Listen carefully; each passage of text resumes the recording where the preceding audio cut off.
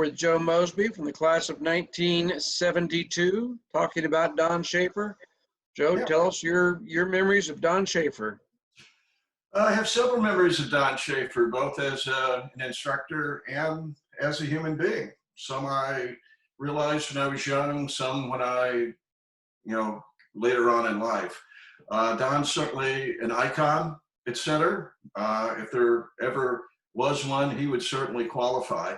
I first met Don in 1969. I was a freshman at Center North, and he was over trying to get all the guys that played in the band to join up in the high school. And he told us that we were going to be playing at halftime at the Chiefs-Raiders game over Thanksgiving weekend.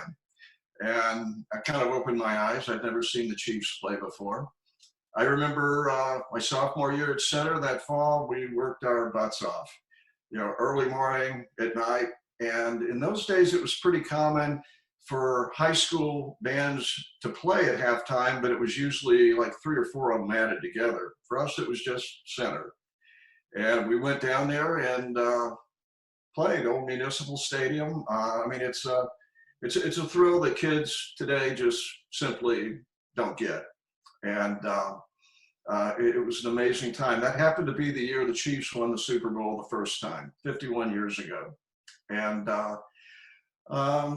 life moves on. I graduated Center. I played the trumpet in the band at Southern Methodist University. The training I got at Center really prepared me for that. I do have a funny story about Don. I used to like to play my trumpet outside. I'm sure I annoyed all the neighbors about that, but as a kid, you don't think about those things. And this was summertime. I was home from SMU and I'm playing and out on my parents' balcony blasting away, and it's like dinner time.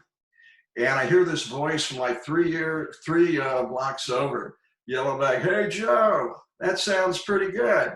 That was Don Schaffer at a dinner party like 3 blocks away. But my next memory of Don, and this is Don the human being, which is even better than Don the teachers, 35 years ago. I haven't lived in Kansas City in that time frame, and my father passes away, and I come back for the funeral. And lo and behold, Don Schaffer's there at the funeral. We start talking. This is 2007 time frame.